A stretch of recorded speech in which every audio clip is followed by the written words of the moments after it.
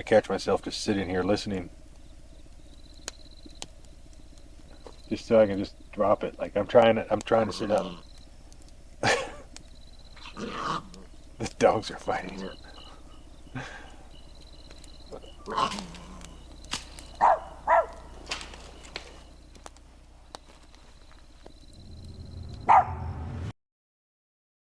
Venturing into the wild for a peaceful night's sleep is an escape many of us dream of. But what happens when that dream turns into a real-life nightmare? We'll explore a trip that went from a tranquil retreat to a heart-pounding flight for safety. This story is a stark reminder that sometimes the most frightening thing in the woods isn't a ghost or a creature, but another person. Who's your neighbor?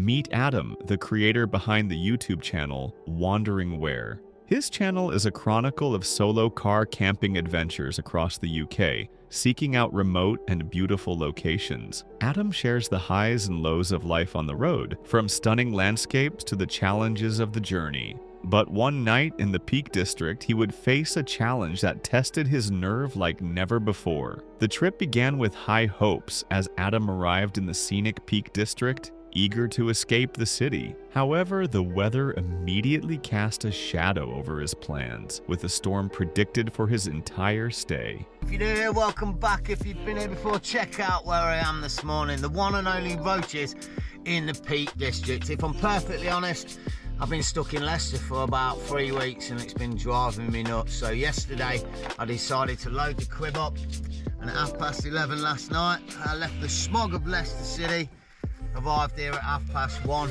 in the morning, and then today I've woken up to this beautiful spot in the countryside in the Peak. It's concerned though because it's predicted for me to be in the eye of the storm for about the next 3 days. His search for a camping spot led him to Teg's Nose Country Park, but his optimism faded when he was met with aggressively worded signs forbidding any overnight stays. The signs didn't just prohibit parking, they threatened to record license plates, an unusually hostile warning that left him feeling uneasy. Second spot. Thing is with the second spot, and this is the reason I want to check it out, is because it's had tons of good reports up until like July time, and then the final report on Park for Night was like, there's no overnight parking signs everywhere. So I just want to go check it out.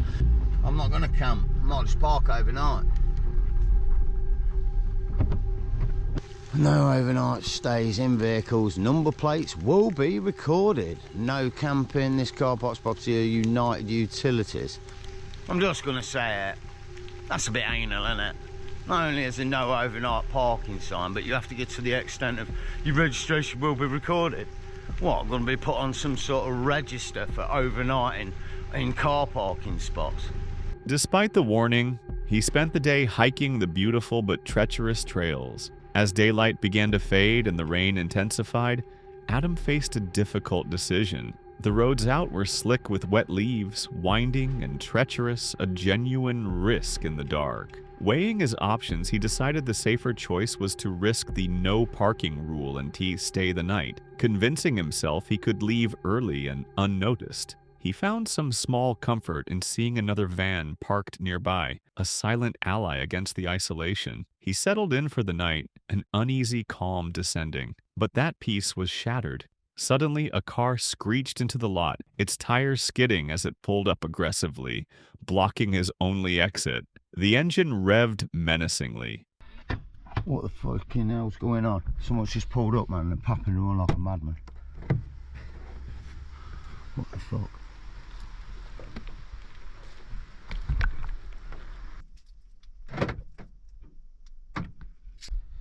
Right, this is well dodgy. Someone's just pulled up right next to me, popping around like a madman. Adam's heart pounded in his chest, his mind racing. He prepared for a confrontation, but just as suddenly as they arrived, the car sped off. Shaken, he moved his vehicle next to the other van for safety. But the ordeal wasn't over. A short while later, a second car appeared, and its presence confirming his worst fears. This was not random. No way. Here we go again. Another car. Oh, man. Yeah. Looks like this is going to go on all night. Looks like they're reversing back up the driveway. Something's going on here. I'm getting out of here. This is getting a bit sketchy. Terror took hold. The feeling of being targeted in such a remote location was overwhelming. Deciding he couldn't stay a second longer, Adam made the gut-wrenching choice to flee, plunging his car onto the very roads he had deemed too dangerous to drive just hours before. The escape was a nightmare in itself. A tense journey through darkness and fog on winding, slippery roads, his every sense on high alert. The following day, safe but deeply shaken, the reality of the night's events truly sank in. He recounted the sheer aggression of the encounter, how the car had sped in and skidded to a stop, trapping him. It wasn't just kids messing around, it felt like a calculated predatory act designed to instill fear. The hell went down there last night. That was unreal. Look, if you're a regular to the series, you'll know I've done hundreds of car camping trips over the past 18 months. We've had a couple of dodgy nights. Someone pulled up in Rutland one time. The way they pulled into that car park was just really dodgy. They sped right into the car park, and as they came in, they pulled up right behind me within about 3 or 4 foot, completely blocking my escape. And when I say sped in, they skidded to a stop with the lights on, obviously. I opened my door and it almost looked like they were going to jump out the car and come at me and kick off. That was like the situation it felt like. That's why I was so freaked out. The experience was so unnerving that he was forced to cut his entire trip short, the peace he sought completely destroyed. We'll never know the true motives of the people in those cars. Were they aggressive locals trying to scare off campers, or was it something more sinister? Adam was fortunate to trust his instincts and escape what could have been a far more dangerous confrontation. His story is a terrifying lesson that even in the most beautiful landscapes, the greatest danger can come from the unpredictable nature of other people, turning a dream escape into a desperate flight for safety. Stealth camping offers freedom and solitude, but the vulnerability of sleeping in a van by the roadside can attract the wrong kind of attention. What happens when the silence of the night is broken by someone trying to get in? This is a chilling encounter that serves as a stark reminder of the hidden dangers of van life. This footage will make you double-check your locks. I just heard something outside.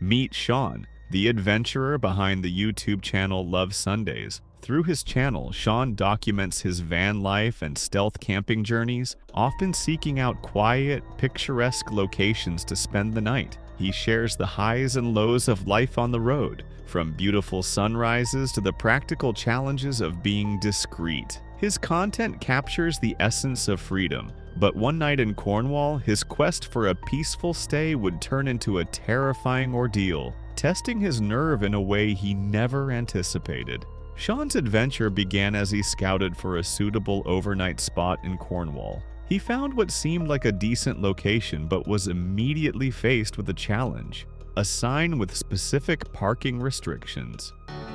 I'm just trying to work out what this sign means. So it says, parking for cars midnight to 9 a.m, 1st of May to the 30th of September. Deciding to risk it, he knew that complete stealth was his only option. He took confidence from another white van parked nearby, hoping its presence meant he wouldn't be bothered. To avoid drawing any attention, he immediately prepared to stay hidden in the back of the van for the rest of the night, committed to being as invisible as possible. Camper van, but it is a van. If I'm gonna stay here, I'm gonna have to be really, really quiet about it.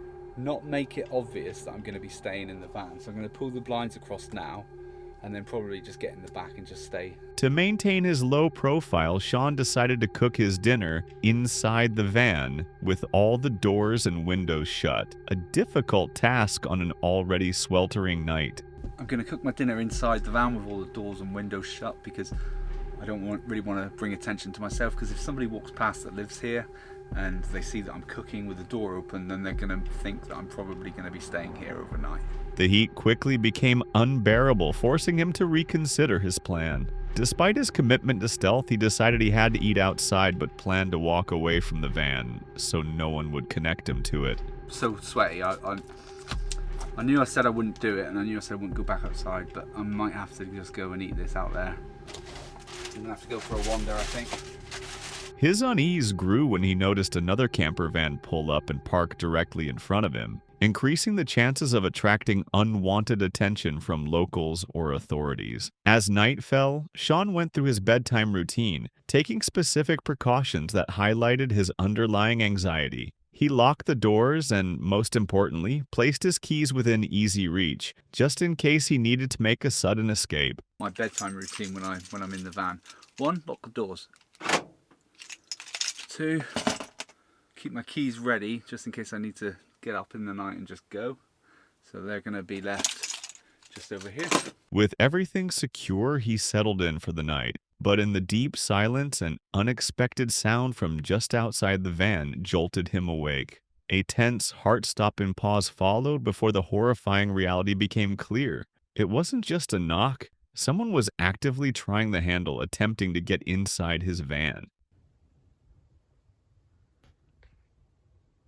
Okay, I think they've gone. They literally tried to get in the van. It wasn't just a knocking, they were trying the handle. Adrenaline surged through him as he waited in the darkness, his heart pounding. After a few agonizing moments, the person outside seemed to give up and leave. Cautiously, Sean peered outside but saw no one. He was left shaken, grappling with the intruder's motives. Were they trying to tell him to move on?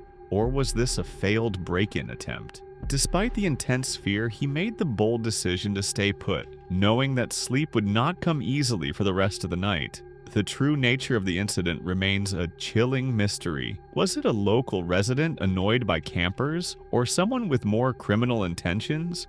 Perhaps thinking the vehicle was a builder's van full of valuable tools? Fortunately, Sean's locked doors and cautious nature prevented a potentially dangerous confrontation. The encounter is a stark reminder that in the world of stealth camping, the greatest threat isn't always from the authorities, but from the silent, unknown figures that lurk in the night. Going camping should be a peaceful escape from the chaos of everyday life. But what happens when that peace is shattered by a voice in the dark? This is a solo trip that takes a disturbing turn, reminding us that sometimes you're not as alone as you think. This footage will make you question every sound you hear in the wilderness.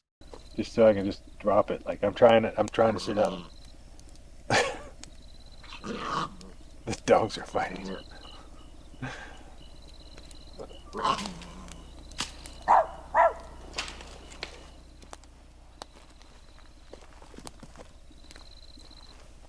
Everybody.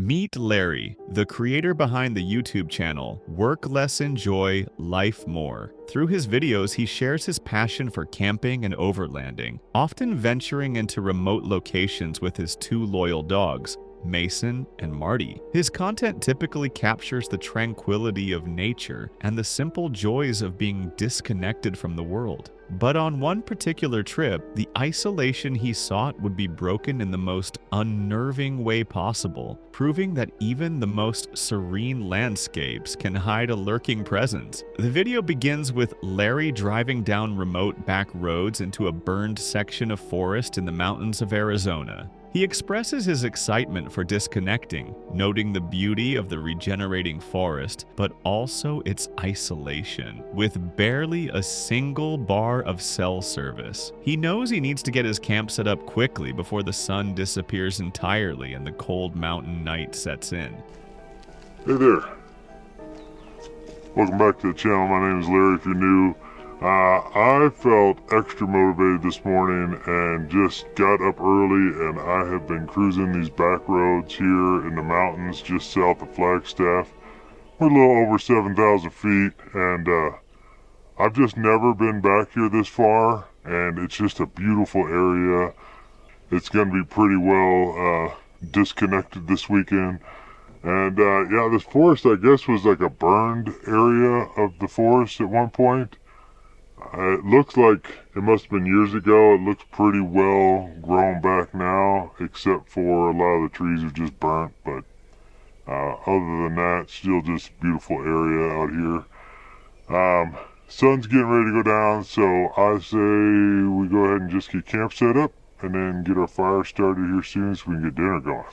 After getting his tent and his 2 dogs, Mason and Marty, settled, Larry starts a campfire to ward off the dropping temperatures. The warm glow of the fire creates a small bubble of comfort in the immense darkness of the woods. As he cooks his dinner, a sense of calm settles over the camp. For a while, everything is exactly as it should be, peaceful, quiet, and solitary. But the silence of the forest is about to be broken.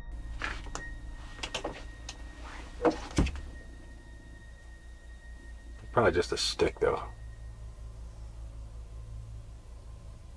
Like a branch falling out of a tree or something. Suddenly, a sharp crack echoes from the darkness beyond his campsite. Larry quickly dismisses it, suggesting it was likely just a branch falling from one of the many burnt trees surrounding him. However, the sound plants a small seed of unease. There's been times where I'm out here, or not out here, but in the woods, and you just hear something you can't explain, and I don't know, it just gets your anxiety all worked up. He even admits to the camera that unexplained noises in the woods are a source of anxiety for him, a confession that soon feels like heavy foreshadowing. The atmosphere has shifted. He is no longer just relaxing, but finds himself sitting and listening intently, trying to place the sounds of the night, hoping for the familiar cry of a coyote or some other animal to explain away his growing fear. I catch myself just sitting here listening.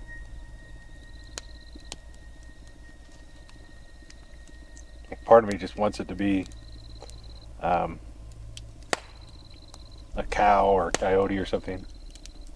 Like, I just want to see something that I could know that it was it, just so I can just drop it. As he sits by the fire, straining to hear anything that might identify the source of his unease, the night delivers its most terrifying secret. Out of the darkness, a clear, unmistakable voice says a single word. Hey. It's not an animal or the wind, it's distinctly human, and it sounds chillingly close. Hi.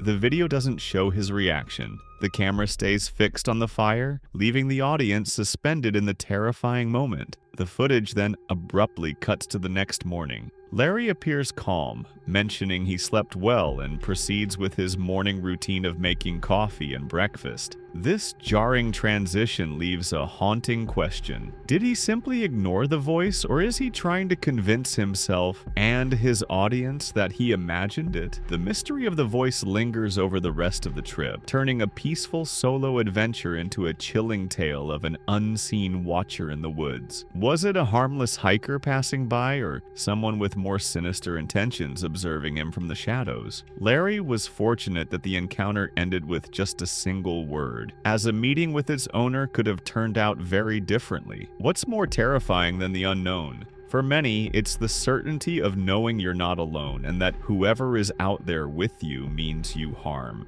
We'll look at one of the most chilling encounters a camper has ever documented. This footage is a stark reminder that the most dangerous predators in the forest often walk on 2 legs.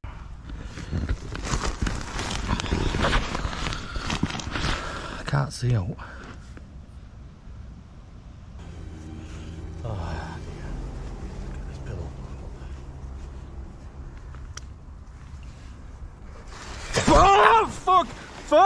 Fuck! Meet Gaz, the adventurer behind the YouTube channel Grizzly Gaz. Often accompanied by his trusty dog, Fendi, Gaz seeks out remote locations for solo camping trips, sharing the peace and challenge of the wild with his viewers. His trips are usually a source of calm and inspiration, but on one fateful night, the tranquility of the woods would be shattered by an encounter that pushed him to his absolute limit. The trip began like many others. Gaz headed into a remote woodland, but this one came with an unsettling reputation. He'd heard rumors that the area was used by pagans for their rituals, a thought that added a layer of unease to the encroaching twilight. And I've heard that pagans come in here to do their rituals. Is that what you want to call it? He soon located a strange, almost unnatural-looking site centered around a large, fallen tree. Despite the creepy vibe, or perhaps because of it, he decided this was the perfect spot to make camp for the night. Don't know, does this look like a pagan ritual site? I'll tell you one thing, it looks creepy, so let's camp here, shall we? As darkness consumed the woods, Gaz settled in his tent. The typical quiet of the forest was soon replaced by an unnerving stillness, broken only by odd sounds he initially dismissed. He tried to relax with Fendi, but a growing sense of being watched crept over him. He could hear something moving outside, the sound of snapping branches getting progressively closer. I don't know if it's just branches or twigs falling out of trees, but I can definitely hear something out there.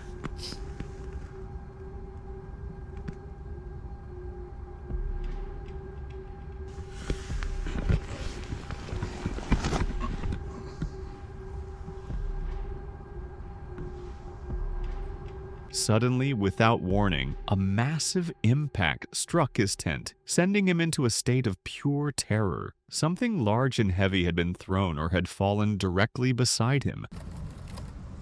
Fucking... Oh, fuck! Fuck! Fuck! Fuck! Fuck! Fucking hell!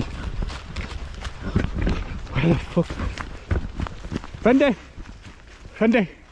In a blind panic, he grabbed Fendi and fled the tent, leaving everything behind in a desperate scramble for safety. After the initial shock, a dreadful realization hit him. His car keys and all his gear were still in the tent. He knew he couldn't leave without them.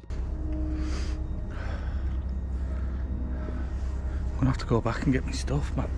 My car keys are in there as well, in tent. Fuck.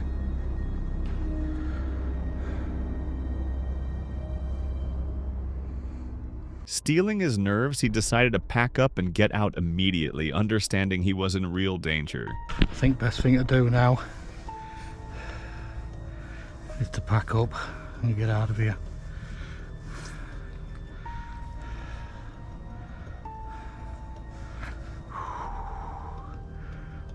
I don't like being in this tent now. Not one bit. But as he started to gather his things, the true horror of the situation unfolded. He heard the unmistakable sound of shouting, not from one person, but what sounded like a large group of men. The shouting grew louder, turning into screams as the sound of them running broke through the trees, heading straight for his camp. Abandoning all thought of his equipment, he grabbed his bag with his keys and ran for his life. My sleeping bag and everything, and got that in my backpack. Then I heard loads and loads of screaming, like shouting from men, and it sounded like there were about 20 or 30 of them. And then they all started running, and it sounded like they were coming towards tent, so I just grabbed my bag and off skis. Leaving his tent and belongings to the mercy of the approaching mob. Gaz managed to escape the woods that night, but the story doesn't end there. He returned the next day to survey the damage. What he found confirmed his fears. His tent wasn't just left alone. It had been deliberately vandalized, slashed and ripped apart. His cooking kit was gone and his sleeping mat was snapped. Snapped my poles and that. Oh, it's got rips in that fly sheet as well, look at that.